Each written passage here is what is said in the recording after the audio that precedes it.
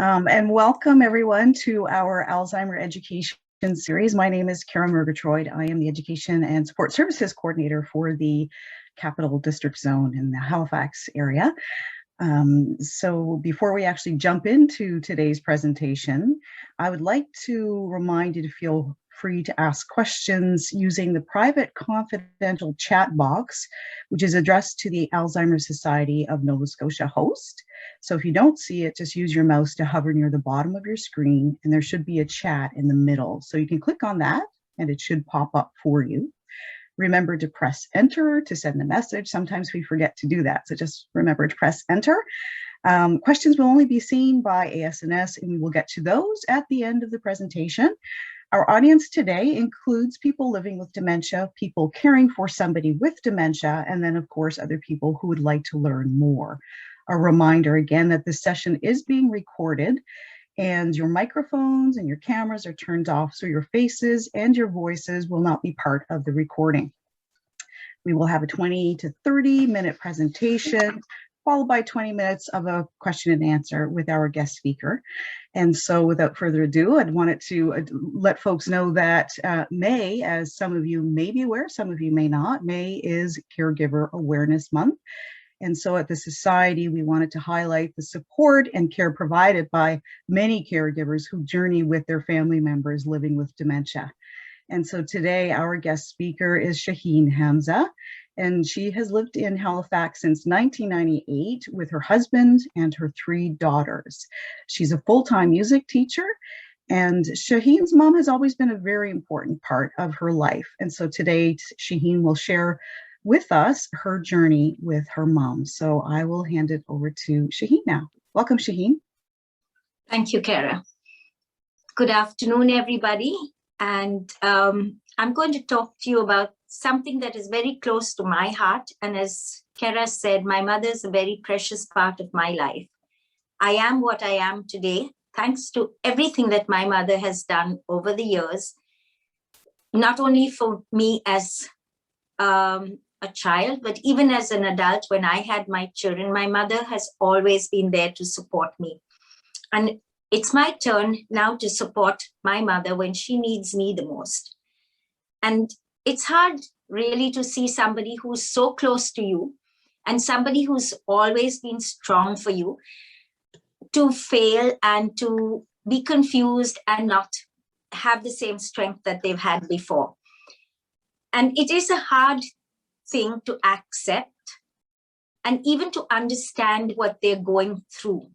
I don't know if I will ever really fully understand what my mother is actually going through at the present moment, but I have a big part of me to say a big thank you to the Alzheimer's Society, because they have really helped me to understand what my mother is going through by giving me the knowledge and by providing a lot of activities and information and support of every kind to help me to help my mother. And I think that is a very, very important thing to me and to my mother. It's really hard to understand what somebody is going through mentally. You can understand if somebody has pain physically and can help them, but if it's mental, it's really, really hard. And I am very grateful to the Alzheimer's Society for helping me with everything. I only thought initially it was something that was old age related. I didn't even know it was a disease. I didn't even know it was an incurable disease, even though they do have a few medications that they can offer, but it's not really guaranteed, I was told, and it's not really something that works towards the end of the stage either. The biggest thing I think in caring for somebody that has dementia or Alzheimer's is to understand what they're going through and to accept what they're going through.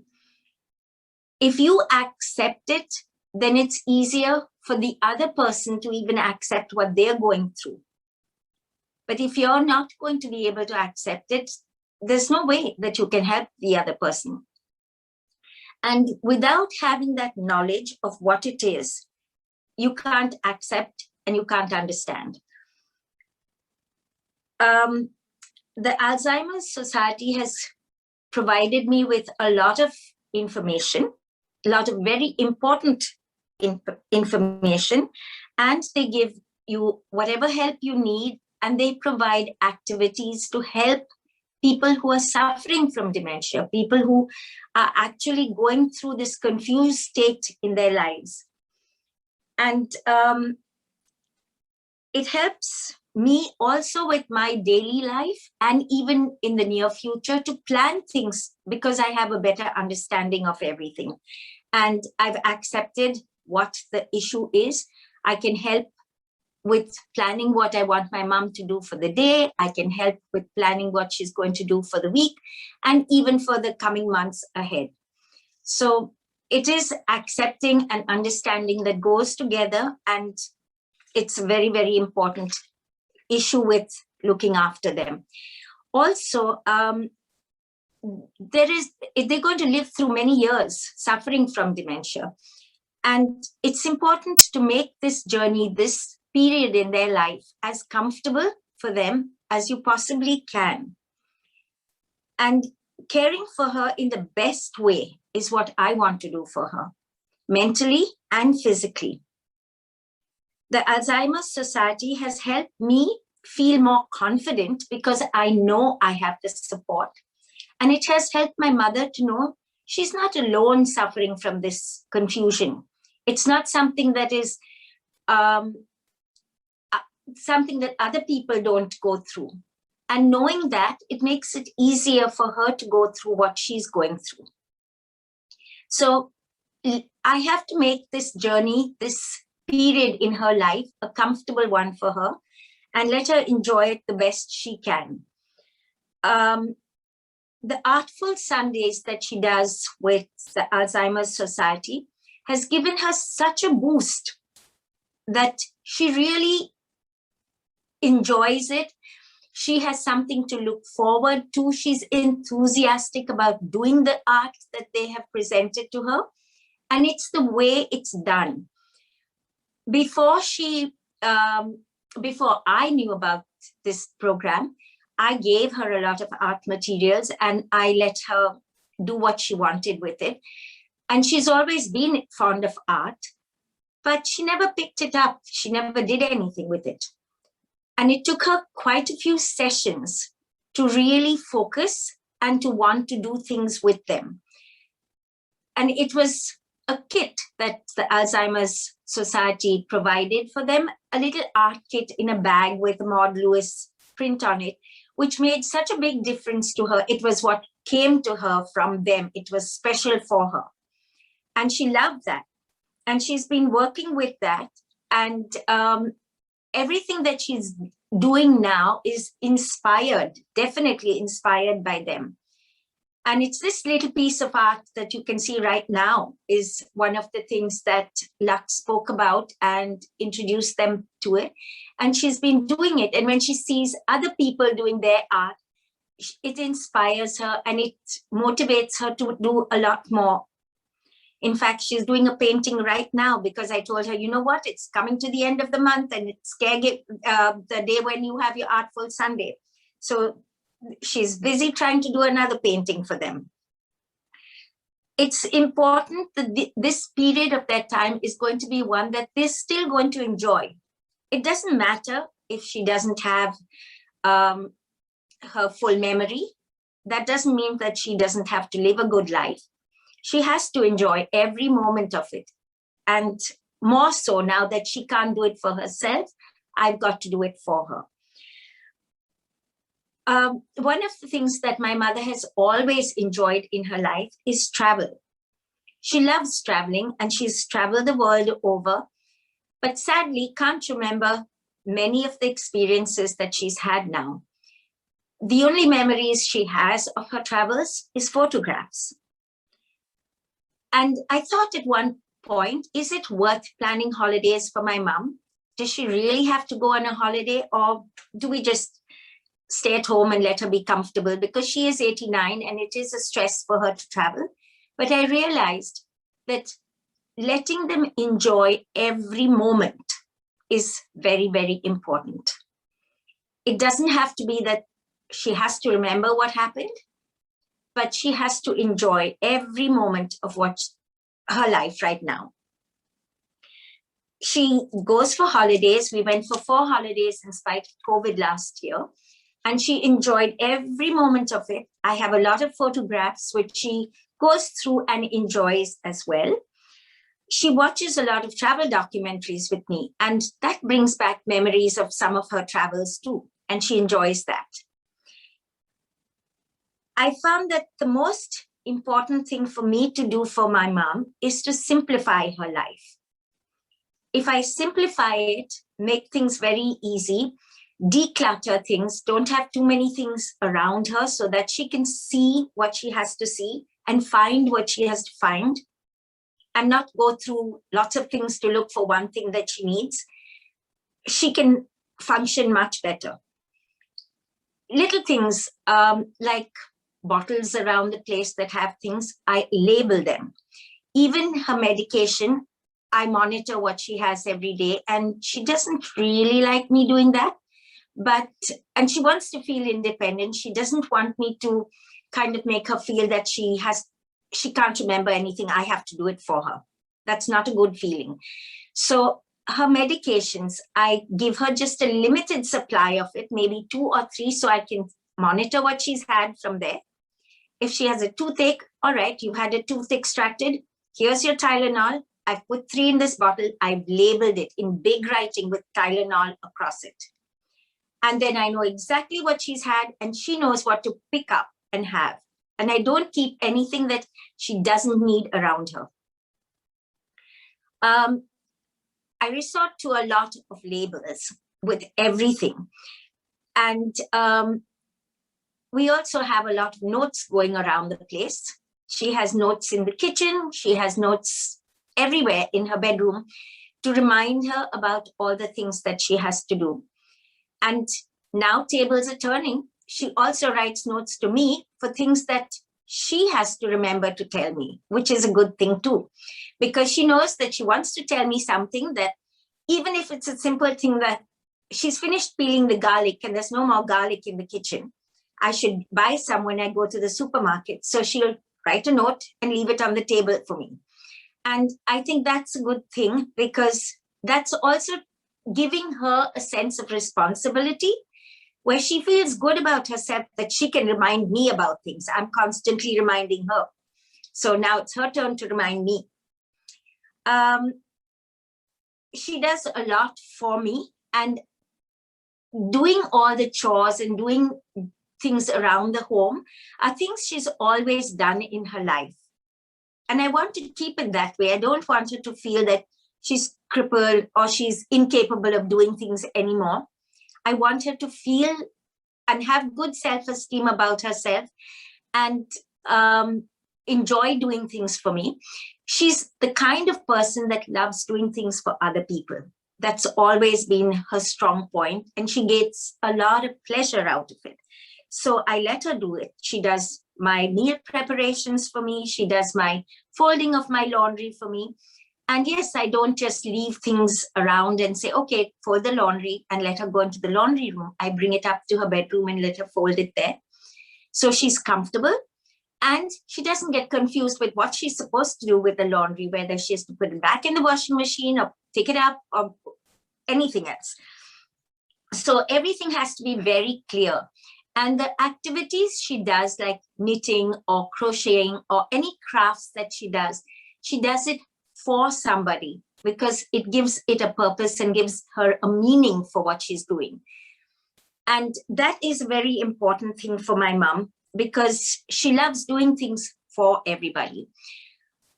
That's my mom playing with her great grandson, which is my grandson.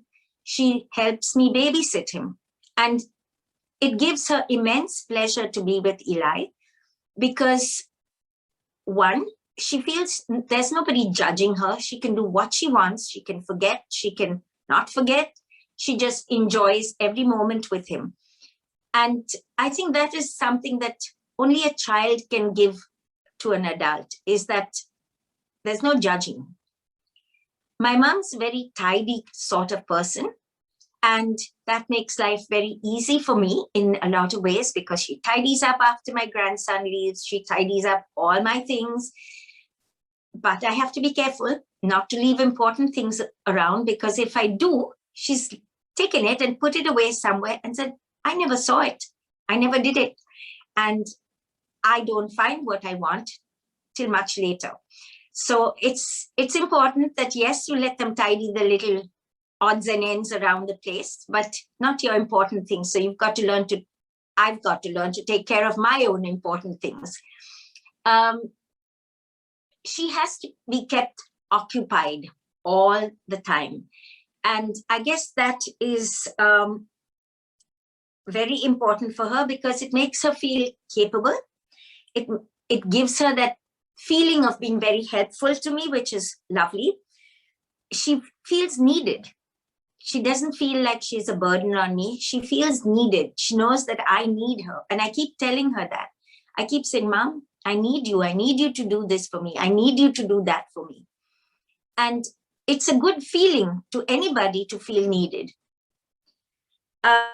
She feels loved, because at the end of the day, I keep telling her, I said, Mom, thank you for doing all this for me. So now you and I can sit down and watch a concert together.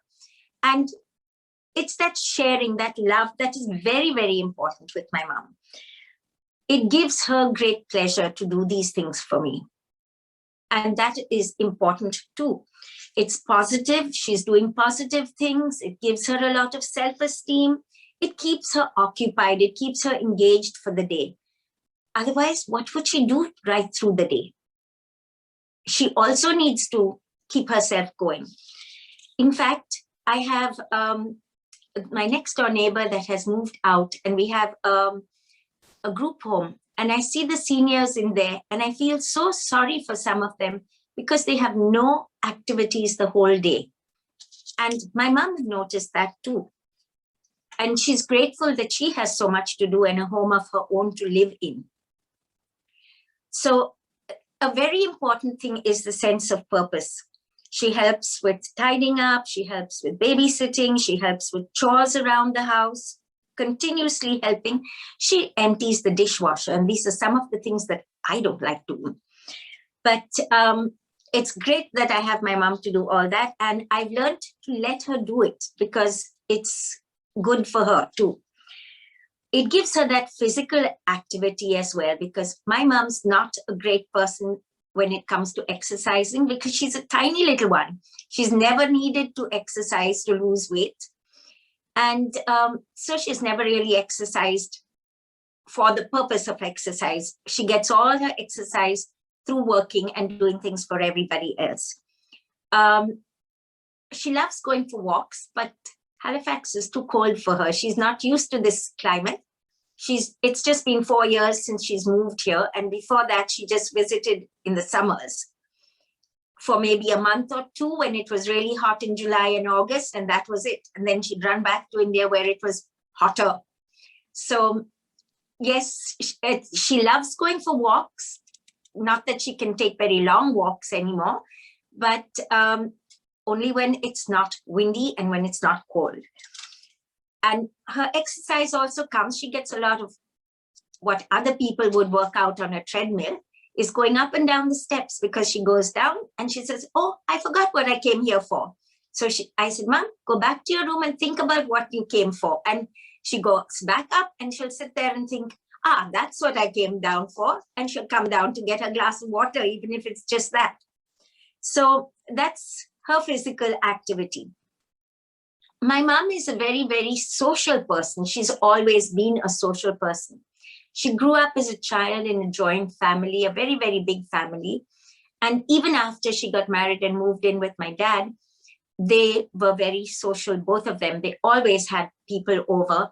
And it was always an open house. People could walk in uninvited, and that was acceptable for them. And now when she moved into Canada, it was a different world where both my husband and I work. My children are all in their own little cocoons, so there's nobody here. And she made friends with all my friends.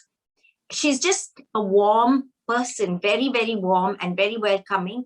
So automatically she made her own friends. She had all my friends, which were her friends as well. And then it was COVID. So all that had to stop, and she just didn't understand what was happening. Yes, it was a contagious disease, but why couldn't people come? Why couldn't people come and see me? Why can't I go and see people? And I had to explain to her, and it took a long time for her to understand that. But mercifully, she's taken on to WhatsApp. So she spends her mornings on WhatsApp talking to people in India, talking to people as far as Australia and the other end in Vancouver. And she has a great time chatting with people, even if it's at the wrong time of the day for them. She loved going to the library for a knitting club. And there were lots of ladies there who would be doing different knitting projects, which she loved looking at. And she enjoyed sharing ideas with them. And that encouraged her to do a lot more. The people at the library were very nice because I explained to them, I told them what her issue was, and I could drop her off and pick her up at the end of the hour. And they would make sure that she was safe there while I was probably just doing supermarket shopping or something like that. So that was a great activity, which has unfortunately come to an end, and I'm hoping will start up again soon. But meanwhile, she has kept in touch with the world with her telephone, which is good. And she also does a lot of things for her leisure and her pleasure. She enjoys lots of things which she can do on her own. The most important thing is she enjoys music. Music gives my mom great pleasure, and music is something that also helps her relate to different periods in her life, different times, different family members, different associations that she's had. She loves listening to live music. She used to go for a lot of concerts before COVID hit. She'd go for all the Kiwanis music festivals with me and watch the competitions. She'd go for concerts like the Nutcracker with my granddaughter, and she enjoyed that thoroughly. And she still talks about it and says, can't we go for any more of these? I said, no, Mom, we'll wait till COVID's done and then you can go for them. So it was great, but now we watch concerts on YouTube together, which is a lot of fun too. And her evenings when I'm teaching are occupied with her iPad. She loves listening to her music. She sits with her glass of wine with my husband, listens to Indian classical music and thinks about her childhood. Her dad loved this. Her mom loved this. Her brother enjoyed this singer. And it's important that she thinks about all these people, and then she relates little incidents of what happened when she was a little girl, how her father used to sit and read the newspapers and listen to music every night. And I think these are precious moments for her in her life, which she never really had the time to share with us earlier, but she does now. She loves playing Scrabble. She has a friend who used to come over and play Scrabble in the afternoons with her. They'd have lunch together, play a few games together, and my mom would win. And she still wins because every evening she plays with a computerized Scrabble game with her on her iPad. She loves going through Facebook, watching different people, all their photographs and cooking demonstrations and art demonstrations. And she loves doing that. She spends quite a few hours doing that. There was a time when she used to love going with me to the supermarket and to the mall and just look around and take her time and look at things. But that had to stop. I'm not exposing her to anything anymore. She likes going to the park and just sitting down there and watching the ducks sometimes, and we do that. So these are things that she's really enjoyed doing. She used to love reading, but she has to go through a cataract surgery. And so at the moment, even that is out. So it is hard because it's not just dementia that comes in at this stage in her life. She's got auditory and visual disabilities too, but we'll take care of everything one at a time. What I think is very, very helpful in, or what has been helpful in caring for my mom, is to keep a routine. And that's something that she has spoken to me and shown me through her own actions through the day, is she needs to keep a routine. She needs to get up at a certain time. She needs to go through her day, her breakfast, her tablet, her music, her WhatsApp, everything at a different time of day. And that kind of keeps an order and a focus in her life. I don't introduce too many new things to her, even if it is something as small as a peeler, a potato peeler. I have to give her the same peeler when she's working in the kitchen, because if I give her another peeler, even that can confuse her. And she might not even realize how she's using it, and she might use it the other way where it hurts her hand. So I have to be very careful about little things like that. There's less clutter, there's less new things around the place. I let my home be her home, where she's got her things around, things that are sentimental for her, her photographs, her curios, all the little things that meant anything to her in her own home. I've let her bring them here and make this home her home. So she can put things where she wants, and still, it's still what it was before. And I think that is what, it can't be the same. It's not the same home, but it has a certain semblance to her own home. And that kind of helps her memories as well. They're little things that mean a lot to her. Maybe they're things people have given her, they're photographs of her family, which she likes to have around. And that is important, I think, for her. When there are too many people around, when it's a large gathering, she does get confused. If I have, well, there was a time when we were allowed to have quite a few people over, and if I had a large gathering over for dinner, she'd just excuse herself and say, I think I'm a little tired today, I'm going to sleep. And I'd ask, Mom, are you okay? Is there anything bothering you? What's happening? Because I didn't understand at that time that it was her confusion in her mind where she couldn't handle it. But now I understand, and I just let her go up and rest if she has to, and there's no crowds anymore. So that's taken care of. She prefers being one-to-one. She loves chatting with people. And in spite of her dementia, she can control herself and keep her composure and not get confused with her conversation with people. And she keeps up a pretty good conversation, and nobody really gets wind of the fact that she has a mental confusion. So she's doing well with that. Zoom calls are what she hates. When the whole family gets together, she says it tires her. She just can't take it. So that is something that we don't do. And I let her have her preferences in life and do what she likes, do what makes her comfortable. She dresses in Indian clothes still, and she loves to wear her cotton clothes. But I've had to say, all right, you've got to wear thermals. You've got to wear a jacket when you go out.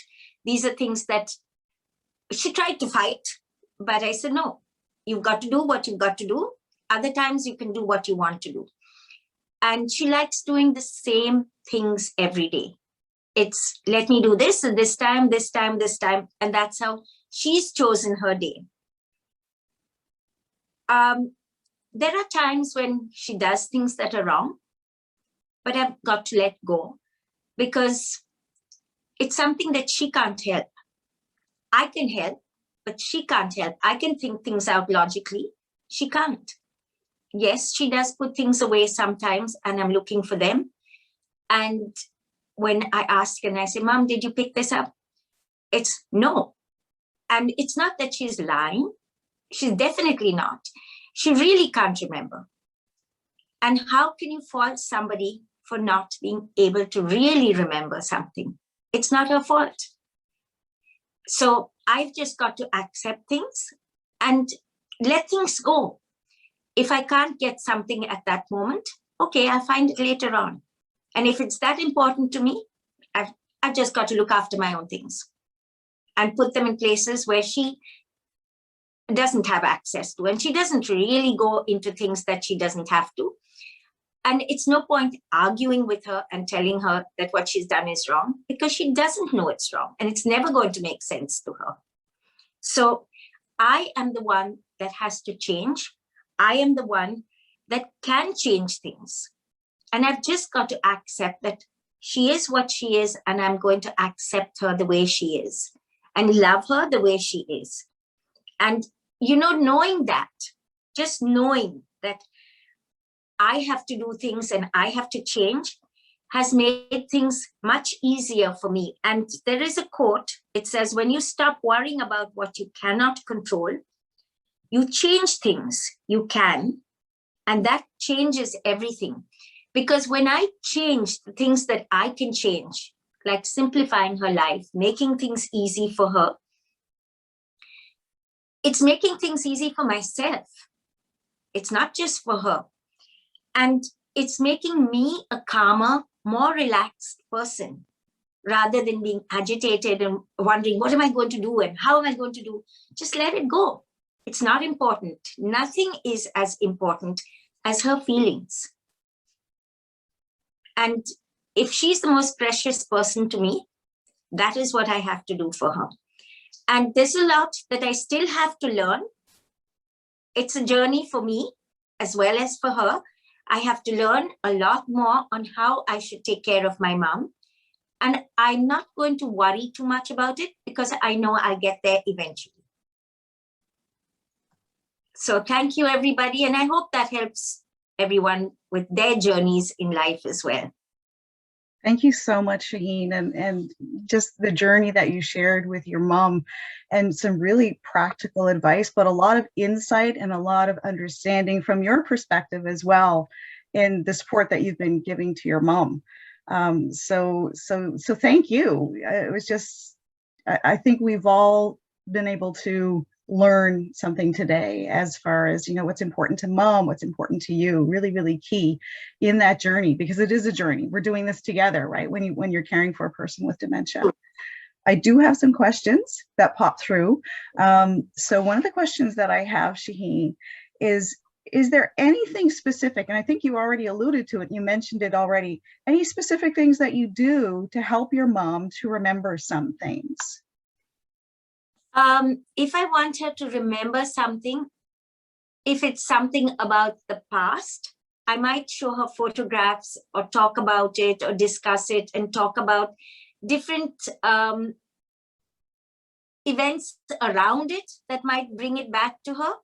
If it is something that I'm trying to get her memory about, looking for something, for instance, I try to give her clues and say, did you see something over here? Or did you see something there?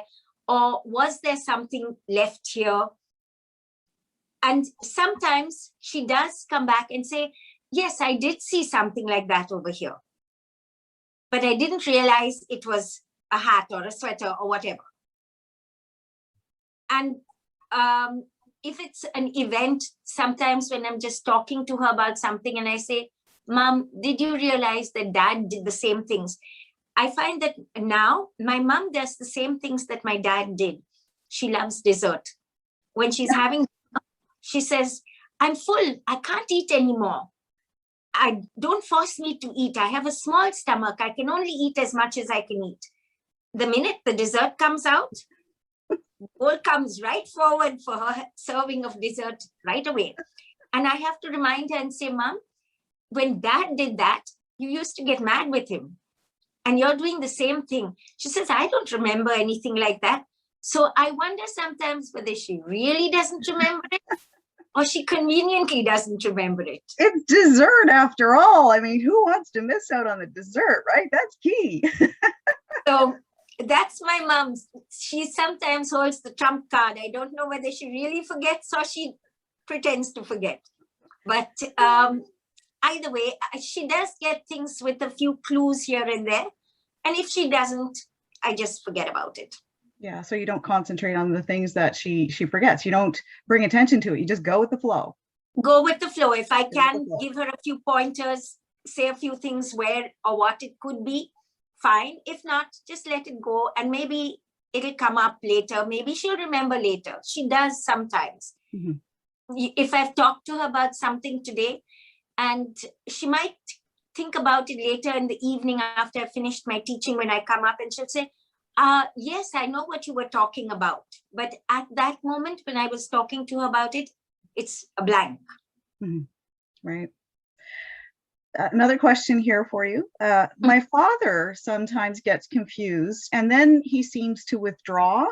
Does this happen to your mom? And if so, what are some of the things that you don't do in the moment? I will tell you, Kara, that the initial time before I had enrolled with the Alzheimer's Society, my mom went through a lot of those periods. And I kind of attributed that to my reactions to her, because if she did something wrong and I said, Mom, you've done this wrong, you should not have done that, it used to hurt her. Mhm. And she'd withdraw. She'd go and sit in her room and she'd just gaze out of the window, and a faraway gaze. It was almost glazed over. And it used to hurt me so much to see my mom like that. And I was confused. I didn't know whether it was because she left India and she had to move here, Mhm. or what it was, or whether it was something I said to her. The good thing with dementia is when she's annoyed with somebody or upset with me, she forgets just as fast. And I realized it's no use going to her and saying, Mom, I'm sorry, because that rubs salt into the wound. If I just pretend like nothing happened and I go and be happy around her and say, Mom, let's go out, let's do this. Have you watched this concert? Have you seen that? I distract her. It's gone. She's forgotten about sulking. And we're both having a good time together. But if I go to her and say, Mom, I'm so sorry I said that to you, or I did that, then she gets even more stubborn. And will say, I want to have dinner today. Right. And she might go back to, what it was that she was upset about. So Yeah. if you just kind of let it go, knowing that, oops, maybe I shouldn't go about it that the same way next time. It's that learning that we do as family members, right? In and supporting. Experience is the best teacher. When you go through it, you realize. Experience is the best teacher. Words of wisdom right there. Very, very true. I have the slide up here. I have a few more questions, but I do know that sometimes people would prefer to have sort of the one-on-one, so I will stop sharing the screen. For people that have other questions, specific questions to their own situation, give us a call on the info line 1-800-611-6345. I will give that number again toward the end, but I'm just going to open it up for Shahian so that people can see more of Shahian. Another question as well. So, and it gets to that point of, so initiative, and we know one of the symptoms for people who have a diagnosis of dementia is sort of that lack of initiative or the motivation to do things. So have you noticed a change in Mom's desire to do the things that she once enjoyed? And if so, what are some of the things that you do to encourage Mom to stay engaged? There are a lot of things that she used to do and she's not doing now. I guess it's the dementia and the other problems that she's going through with her vision and all that. But a simple thing like her knitting, she used to follow interesting patterns and she used to want to do interesting patterns with her knitting. But now she can't follow a pattern because she can't remember, did she do a knit stitch or a pearl stitch or a plain stitch? How many stitches did she do? All that is too confusing. So instead of and she has felt that frustration. She has spoken about it and said, I can't follow a pattern anymore. And I'm getting so annoyed. I've ripped this out about 4 times and it's still not right. Instead of saying, okay, Mom, you can't follow a pattern, forget about it. I've just told her, Mom, I don't like these complicated patterns. They don't really look so nice. I prefer a plain knit scarf. And I got her the shaded wool. So the shaded wool gives her a little more variety And she doesn't need to have an intricate pattern in the knitting itself, because the pattern comes through with the shaded wool. So she enjoys knitting with shaded wool, and she'll just do one stitch, which is fine. So that takes care of it. She still knits and she still enjoys her knitting, but she's had to forget about the patterns. It's more simplified. So it's just breaking it down. She's still doing the things that she enjoys doing. It's just doing it in a different way so that she's more successful doing it. And she's still able to give you a gift, you know, so there's that sense of purpose and that meaning in the scarf that she's giving to you. Maybe not as intricate, but it's just as special. And, you know, even when she's cooking, Kara, there are days when she wants to cook. She has that desire to cook something for me or do something for me. I let her do it. I just hang around the kitchen when she's doing it to kind of make sure she's safe in every way, because I don't want her to put the pot on the stove and burn herself or something like that, which could happen because she might forget. And if the oil is hot or something spills over and it's hot, I don't want my mom to be hurt. So I just hover around and let her cook when I'm free to supervise her. Yeah. Just to make sure that she's safe. Like you said, you don't want her to harm herself. So she doesn't know you're in the kitchen. You may be there, Mom, I'm getting tea, but really you're probably sort of just making sure everything's sort of okay. But it's in the background and she doesn't know that, you know, you're there for her safety, but she's still independent and she's still cooking and she's still the sous chef and all of those wonderful things. Right.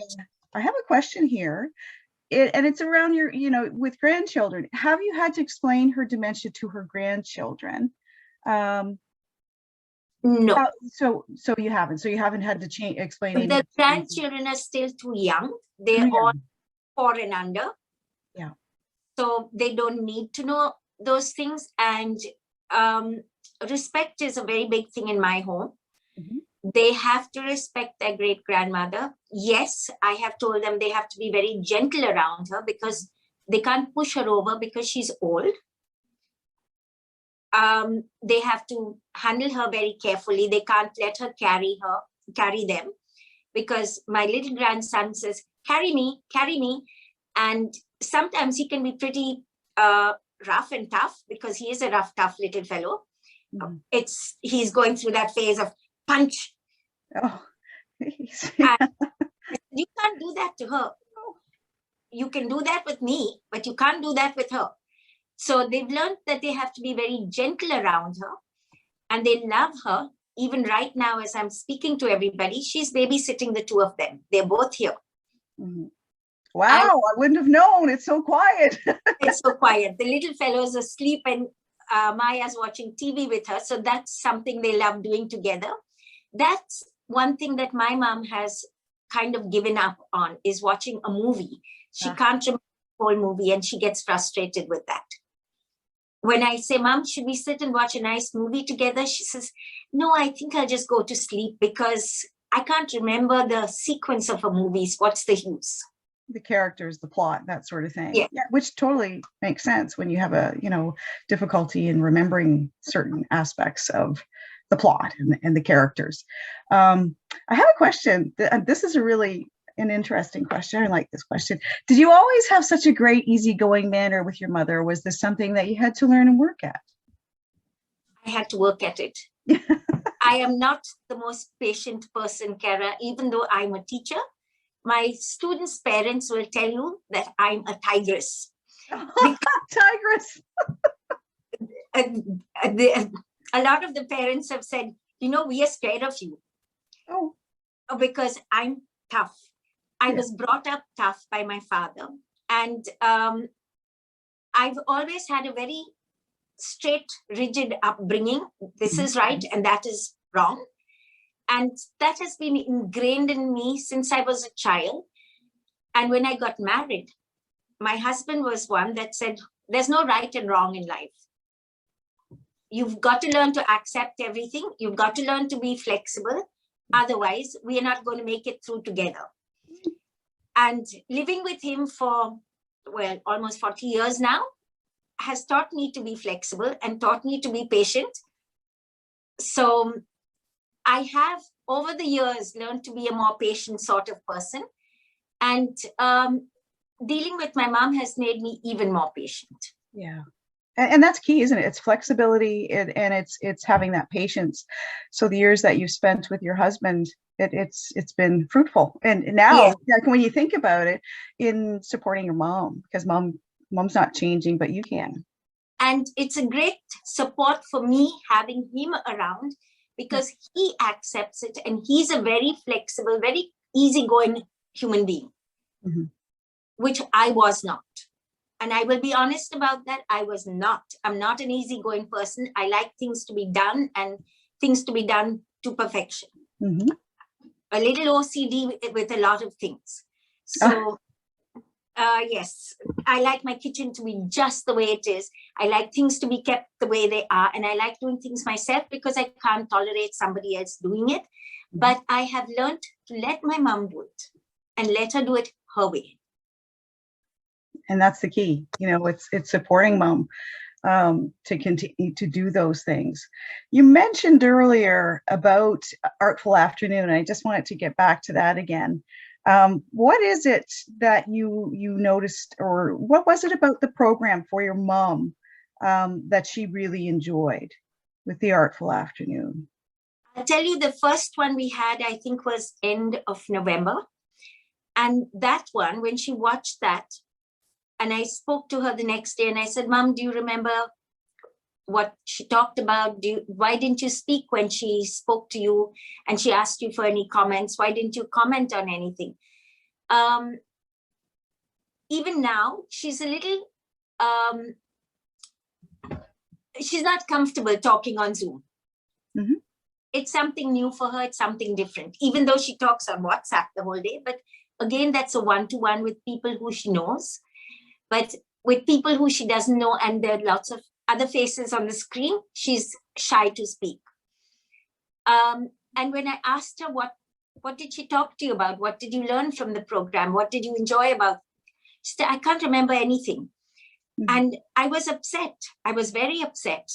And I thought, what's the use of doing it if she can't remember anything? But, and I think I even messaged Calandra and told her that my mom doesn't remember anything or something like that. But she started sending links back with from each class. When we have a class or when we do an Artful Sunday, I enjoy them tremendously. And I know my mom enjoys it because these are things that she has instilled in me. Everything that I am today, including being OCD and running my home the way I am, from her. Because she brought me up that way. And I keep telling her that. So the links that she gives us after the class, I go back to those links and I talk to Mom about them. Right, yeah. Makes big difference to her. When they gave them their bags, or the little bag with all the art materials in it, right, a lovely printed brochure of the different art projects that they were doing with the different artists' work and things like that. Yeah. And that is her little treasure trove, because she keeps going back to it and she keeps looking at it. And very often when I walk into her bedroom and I see what she's doing, she's pottering through that bag, looking at each one of these little papers in there and reading through them. And the brochures have really inspired her. The work that Lux shows that she's done. And now she's comfortable with the group. Now she's comfortable with Lux. So she's absorbing more and more of the class. Excellent. And so just what I thought initially was going to be a useless thing has turned out to be very, very beneficial, because she spends so many hours doing that in a day. Wow. And there were pieces of work that she does and she tears it up because she says, oh, I don't want it. And this morning I went for a walk with my grandchildren. I brought back some birch bark for her. It's a treasure for her. She's kept it in her room and she says, I'm going to use this for my next art project. Excellent. And that's probably, I'm wondering, that's probably inspired by the materials that she's getting, the little bag that you said. So she's sort of, it's really interesting. So she's actually participating in the program, but also benefiting from it later in going through those materials and being inspired by them Definitely. afterward. And the self-esteem that it's given her, Kara, is unbelievable. Right. She is showing her artwork to all her family members when she's talking to them on WhatsApp. She's just so happy. She shows it to my children, and my youngest daughter has told her she wants it framed and wants it for her own home in PEI. So she's so happy about all that. And we've seen some of her artwork in the slides that you shared today too, with the flowers, the bouquet of flowers, and then the braided artwork, which was beautiful. Actually, what Beth is going to do is she's going to share a link to the early stage forum, which actually talks about one of our clients who also participates in Artful Afternoon, but there will be a separate link that we will send out to people post-presentation as well that will explain a little bit more about Artful Afternoon. So if you're looking for a deeper description on that, please feel free to learn a little bit more about Artful Afternoons, and Beth will send those out in the links. I've got one final question for you. Shahian, what is the one thing that you've learned about yourself as a caregiver that you didn't realize before this journey began with your mom? I've realized the greatest thing is to be patient and to be flexible and just learn to go with the flow and love somebody for what they are.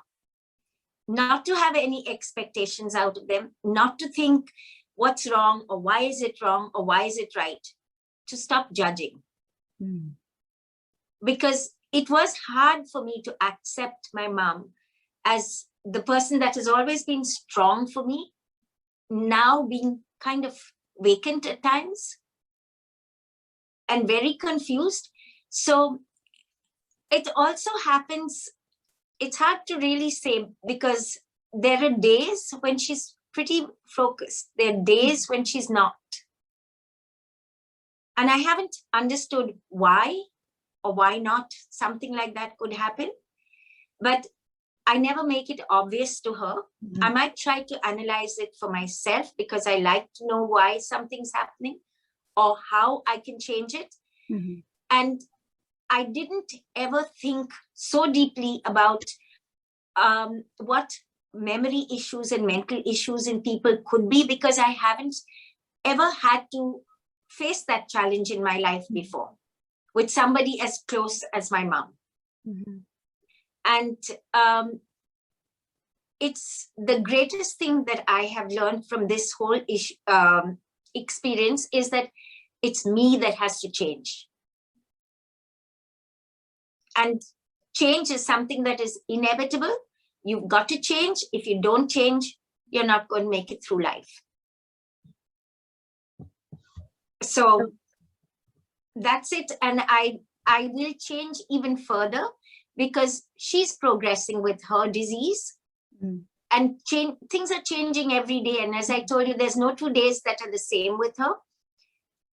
I just want to make every day that she's alive a good day and a happy day for her, every moment. Thank you, Shahian. Thank you so much for sharing. You know, just talking about that flexibility and the patience and that sort of level of acceptance that you spoke of, you know, and it's sort of being the willow in the wind. You're bending and you're changing, and that is life, right? It's all about change. And sometimes we can't necessarily, you said you're curious about things, and you like to analyze things. And sometimes we just can't. It just is what it is. And we do the best and we support. And that's what you've done with your mom. So it's just an amazing sort of journey that you're on with your mom. Thank you. Thank you so much for sharing. Thank you for all the support that you all have given me, because really, I'm not sure whether I would have made it without that.